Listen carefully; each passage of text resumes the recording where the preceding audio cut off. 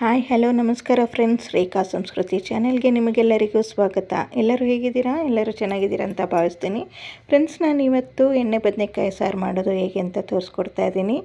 ಇದಕ್ಕೆ ಏನೆಲ್ಲ ಇಂಗ್ರೀಡಿಯೆಂಟ್ಸ್ ಬೇಕು ನೋಡೋಣ ಬನ್ನಿ. ಮೊದಲಿಗೆ ಬದನೆಕಾಯಿ ನಾನು ಈ ರೀತಿ ಕಟ್ ಮಾಡಿ ಇಟ್ಕೊಂಡಿದ್ದೀನಿ. 3 ಟೊಮೆಟೊ, ಒಂದು ದೊಡ್ಡ ಈರುಳ್ಳಿ, ಹುಣಸೆಹಣ್ಣು, ಕೊತ್ತಂಬರಿ ಸೊಪ್ಪು, 2 ಹಸಿಮೆಣಸಿನ್ಕಾಯಿ. ಮತ್ತು ಇದಕ್ಕೆ ಮುಖ್ಯವಾಗಿ ಅಂದರೆ ಟೇಸ್ಟ್ ಬರೋದಕ್ಕೋಸ್ಕರ ಸ್ವಲ್ಪ ಕಡಲೆಬೀಜ, ಎಳ್ಳು, ಸಾಂಬಾರು ಪುಡಿ, ಖಾರ ಪುಡಿ, ಧನಿಯಾ ಪುಡಿ, ಅರಿಶಿನ ಪುಡಿ, ಸ್ವಲ್ಪ ಗರಂ ಮಸಾಲ, ಮತ್ತು ಕೊಬ್ಬರಿ ಅಂದರೆ ಒಣ ಕೊಬ್ಬರಿನೂ ಅಲ್ಲ, ಈ ಕಡೆ ಹಸಿ ಕೊಬ್ಬರಿನೂ ಅಲ್ಲ, ಮೀಡಿಯಮ್ ಆಗಿರಬೇಕು. ಅಥವಾ ಯಾವುದಾದ್ರೂ ಹಸಿ ಕೊಬ್ಬರಿ ಆದರೂ ಪರವಾಗಿಲ್ಲ. ಒಗ್ಗರಣೆಗೆ ಬೇಕಾಗಿರೋ ಸಾಮಗ್ರಿಗಳು: ಸಾಸಿವೆ, ಜೀರಿಗೆ, ಕರ್ಬೇವಿನ ಸೊಪ್ಪು ಮತ್ತು ಈರುಳ್ಳಿ, ಶುಂಠಿ ಬೆಳ್ಳುಳ್ಳಿ ಪೇಸ್ಟು ಇದಕ್ಕೆ ಬೇಕು. ಫ್ರೆಂಡ್ಸ್, ನೋಡಿದ್ರಲ್ಲ ಯಾವುದೆಲ್ಲ ಇಂಗ್ರೀಡಿಯೆಂಟ್ಸ್ ಬೇಕು ಅಂತ. ಬನ್ನಿ ಹೇಗೆ ಮಾಡೋದಂತ ನಾನಿವಾಗ ತೋರಿಸ್ಕೊಡ್ತೀನಿ. ನಾನು ಮಾಡೋ ರೀತಿನೇ ನಾನು ತೋರಿಸ್ಕೊಡ್ತೀನಿ. ಒಬ್ಬೊಬ್ಬರ ಮನೆಯಲ್ಲಿ ಒಂದೊಂದು ರೀತಿ ಮಾಡ್ತಾರೆ, ಇದು ನಾನು ಮಾಡೋ ರೀತಿ. ಫ್ರೆಂಡ್ಸ್, ನಾನು ಮೊದಲು ಬಾಣಲಿನಲ್ಲಿ ಕಡಲೆಬೀಜ ಮತ್ತು ಎಳ್ಳನ್ನು ಹುರ್ಕೊಳ್ತೀನಿ. ಕಡಲೆಬೀಜ ಹುರಿದ್ಬಿಟ್ಟು ಅದ್ರ ಸಿಪ್ಪೆ ತೆಗೆದುಬಿಟ್ಟು ರುಬ್ಬುವಾಗ ಹಾಕ್ಕೊಳ್ಬೇಕು. ಫ್ರೆಂಡ್ಸ್, ಯಾರೆಲ್ಲ ನನ್ನ ಚಾನೆಲ್ನ ಸಬ್ಸ್ಕ್ರೈಬ್ ಮಾಡ್ದಿರ ನೋಡ್ತಾ ಇದ್ದೀರಾ, ದಯವಿಟ್ಟು ಸಬ್ಸ್ಕ್ರೈಬ್ ಮಾಡ್ಕೊಂಡು ನೋಡಿ.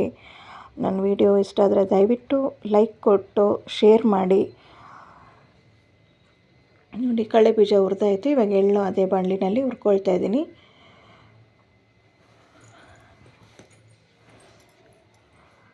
ಎಳ್ಳು ಹುರ್ಕೊಂಡಾದಮೇಲೆ ಅದೇ ಬಾಣಲಿಗೆ ಸ್ವಲ್ಪ ಎಣ್ಣೆ ಹುಯ್ಕೊಂಡು, ಎಣ್ಣೆ ಸ್ವಲ್ಪ ಬಿಸಿ ಆದ ನಂತರ ಒಂದೊಂದೇ ಸಾಮಗ್ರಿಗಳು ಅಂದರೆ ಈರುಳ್ಳಿ, ಹಸಿಮೆಣಸಿನ್ಕಾಯಿ ಫಸ್ಟು ನಾನು ಹುರ್ಕೊಳ್ತೀನಿ.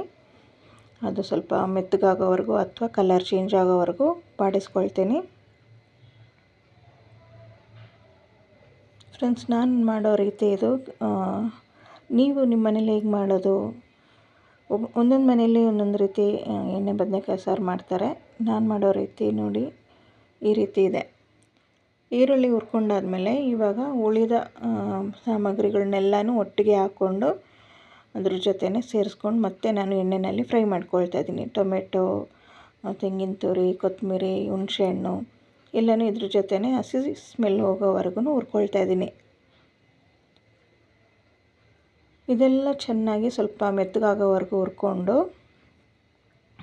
ಇದು ತಣ್ಣಗಾಗೋದಕ್ಕೆ ನಾನು ಸೈಡ್ಗೆ ಎತ್ತಿಡ್ತೀನಿ. ಇದ್ರ ಜೊತೆನೇ ಮಸಾಲೆನೂ ಸೇರಿಸ್ಕೊಳ್ತೀನಿ. ಇವಾಗ ಮಸಾಲೆ ಪುಡಿನ ತೋರಿಸಿದ್ನಲ್ಲ, ಇದು ಮೆತ್ತಗಾಗೋದಕ್ಕೆ ಉಪ್ಪು ಸೇರಿಸ್ಕೊಳ್ತಾ ಇದ್ದೀನಿ.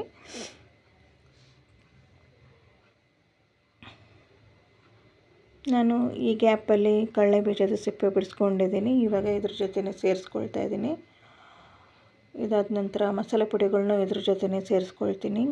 ಅದೇ ಸಾಂಬಾರು ಪುಡಿ, ಖಾರ ಪುಡಿ, ಧನಿಯಾ ಪೌಡರ್, ಅರಿಶಿನ ಪುಡಿ ಮತ್ತು ಸ್ವಲ್ಪ ಗರಂ ಮಸಾಲ. ನಾನಿಲ್ಲಿ ಸಾಂಬಾರು ಪೌಡ್ರ್ ಸ್ವಲ್ಪ ಜಾಸ್ತಿ ತೊಗೊಂಡಿದ್ದೀನಿ. ಖಾರಕ್ಕೆ 1 ಸ್ಪೂನು ಖಾರ ಪೌಡರ್ ತೊಗೊಂಡಿದ್ದೀನಿ. ಧನಿಯಾ ಪೌಡರ್ 2 ಸ್ಪೂನು, ಸ್ವಲ್ಪ ಗರಂ ಮಸಾಲ, ಸ್ವಲ್ಪ ಅರಿಶಿನ ಪುಡಿ ಇಷ್ಟನ್ನು ಸೇರಿಸ್ಕೊಂಡು ಇದನ್ನು ಇವಾಗ ಸೈಡ್ಗೆ ಎತ್ತಿಡ್ತಾ ಇದ್ದೀನಿ, ಅದು ತಣ್ಣಗಾಗೋದಕ್ಕೋಸ್ಕರ. ಇವಾಗ ಒಂದು ಕುಕ್ಕರಲ್ಲಿ ಎಣ್ಣೆ ಸ್ವಲ್ಪ ಜಾಸ್ತಿ ಬೇಕಾಗುತ್ತೆ. ನಾನಾದರೂ ನಮ್ಮ ಮನೆಯವ್ರಿಗೆ ಅಷ್ಟು ಎಣ್ಣೆ ಇಷ್ಟ ಆಗೋದಿಲ್ಲ, ಮೀಡಿಯಮಾಗಿ ಹಾಕ್ಕೊಂಡಿದ್ದೀನಿ, ಒಂದು 3-4 ಸ್ಪೂನಷ್ಟು. ಈಗ ಒಗ್ಗರಣೆಗೆ ಸಾಸಿವೆ, ಜೀರಿಗೆ, ಈರುಳ್ಳಿ, ಕರ್ಬೇವಿನ ಸೊಪ್ಪು, ಸ್ವಲ್ಪ ಇಂಗು ಕೂಡ ನಾನು ಸೇರಿಸ್ಕೊಂಡಿದ್ದೀನಿ. ಫ್ರೆಂಡ್ಸ್, ಇಲ್ಲಿ ಸಾಸಿವೆ ಚಟಪಟ ಅನ್ನುವಾಗ ನಾನು ಬದನೆಕಾಯಿನ ಸೆಂಟ್ರಿಗೆ 4 ಭಾಗವಾಗಿ ಕಟ್ ಮಾಡಿ ಇಟ್ಕೊಂಡಿದ್ದೀನಿ. ಮಸಾಲೆ ಎಲ್ಲ ಅದ್ರ ಜೊತೆ ಹೊಂದ್ಕೊಳ್ಳೋದಕ್ಕೋಸ್ಕರ ನಾವು ಬದನೆಕಾಯಿ ಕಟ್ ಮಾಡ್ಕೊಬೇಕು. ಇವಾಗ ಬದನೆಕಾಯಿ ಎಣ್ಣೆನಲ್ಲೇ ಸೇರಿಸ್ಕೊಂಡು ಅದನ್ನು ಒಂದು 3 ನಿಮಿಷ ಬಾಡಿಸ್ತೀನಿ ಎಣ್ಣೆನಲ್ಲೇ. ಈ ರೀತಿ ಒಂದು ಟೈಮ್ ಮಾಡಿ ನೋಡಿ ಫ್ರೆಂಡ್ಸ್, ತುಂಬಾ ಟೇಸ್ಟಿಯಾಗಿರುತ್ತೆ. ಅದು ಬೇಯೋದಕ್ಕೋಸ್ಕರ ಒಂದು ಲಿಡ್ ಕ್ಲೋಸ್ ಮಾಡಿ ನಾನು ಎತ್ತಿಡ್ತೀನಿ. ಒಂದು 2-3 ನಿಮಿಷ ಲೋ ಫ್ಲೇಮಲ್ಲೂ ಅಲ್ಲ, ಮೀಡಿಯಮ್ ಫ್ಲೇಮಲ್ಲಿ ಇರಬೇಕು. ಅದಾದ್ರ ಪಾಡಿಗೆ ಬೇಯ್ತಿರಲಿ. ಅಷ್ಟೊತ್ತಿಗೆ ನಾವು ಮಸಾಲೆ ರುಬ್ಕೊಂಬರೋಣ. ಆಗಲೇ ನಾನು ತೋರಿಸಿದ್ನಲ್ಲ, ಸಪ್ರೇಟಾಗಿ ಎತ್ತಿಟ್ಟಿದ್ನಲ್ಲ ತಣ್ಣಗಾಗೋದಕ್ಕೆ, ಆ ಮಸಾಲೆನ ರುಬ್ಕೊಂಬಂದಿದ್ದೀನಿ ನೋಡಿ. ಇಷ್ಟು ಅದಕ್ಕೆ ರುಬ್ಕೊಂಬರಬೇಕು. ಬದನೆಕಾಯಿನೂ ಚೆನ್ನಾಗಿ ಎಣ್ಣೆಯಲ್ಲಿ ಫ್ರೈ ಆಗಿದೆ. ಒಂದು 3-4 ನಿಮಿಷ ಫ್ರೈ ಆಗಿದೆ. ಇವಾಗ ನಾನು ರುಬ್ಕೊಂಡಿರೋ ಮಸಾಲೆನ ಸೇರಿಸ್ಕೊಳ್ತಾ ಇದ್ದೀನಿ. ಫ್ರೆಂಡ್ಸ್, ಇದು ಜಾಸ್ತಿ ನೀರಾಗೋಲ್ಲ, ಜಾಸ್ತಿ ಗಟ್ಟಿನೂ ಅಲ್ಲ, ಮೀಡಿಯಮ್ ಆಗಿರುತ್ತೆ. ಟೊಮೆಟೊ ಹುಣಸೆಹಣ್ಣು ಹಾಕಿರೋದ್ರಿಂದ ಹುಳಿ ಟೇಸ್ಟು ಚೆನ್ನಾಗೇ ಇರುತ್ತೆ. ಬಿಸಿ ಅನ್ನಕ್ಕೆ, ಚಪಾತಿಗೆ ಎಲ್ಲ ತುಂಬಾ ರುಚಿಯಾಗಿರುತ್ತೆ ಮತ್ತು ಬೇಗನೂ ಆಗೋಗುತ್ತೆ. ತುಂಬ ಸುಲಭವಾಗಿ ಮಾಡ್ಕೊಬೋದು. ಮಿಕ್ಸಿನಲ್ಲಿ ಉಳಿದ ಮಸಾಲೆನ ನಾನು ನೀರು ಸೇರಿಸ್ಕೊಂಡು ಎಷ್ಟು ನೀರು ಬೇಕೋ ಅಷ್ಟು ಸೇರಿಸ್ಕೊಂಡಿದ್ದೀನಿ. ಈಗ ಆಗಲೇ ನಾವು ಮಸಾಲೆಗೆ ಸ್ವಲ್ಪ ಉಪ್ಪು ಬೆರೆಸ್ಕೊಂಡಿದ್ವಿ.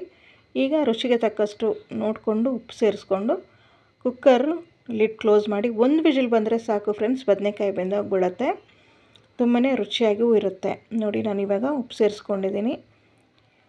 ಎಲ್ಲ ಚೆನ್ನಾಗಿ ಮಿಕ್ಸ್ ಮಾಡಿ ಲಿಡ್ ಕ್ಲೋಸ್ ಮಾಡಿ 1 ವಿಜಿಲ್ ಬಂದರೆ ಸಾಕು.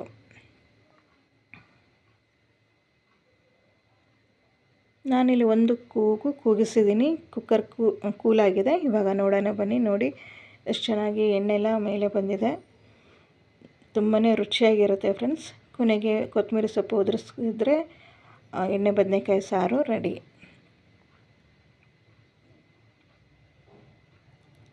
ತುಂಬಾ ಚೆನ್ನಾಗಿ ಬಂದಿತ್ತು. ಅನ್ನಕ್ಕೆ, ಚಪಾತಿಗೆ, ರೊಟ್ಟಿಗೆ ಎಲ್ಲದಕ್ಕೂ ತುಂಬಾ ಚೆನ್ನಾಗಿರುತ್ತೆ ಎಣ್ಣೆ ಬದನೆಕಾಯಿ ಸಾರು. ಫ್ರೆಂಡ್ಸ್, ನನ್ನ ವಿಡಿಯೋ ಇಷ್ಟ ಆದರೆ ದಯವಿಟ್ಟು ಲೈಕ್ ಮಾಡಿ, ಸಬ್ಸ್ಕ್ರೈಬ್ ಮಾಡಿ. Thank you for watching my video friends.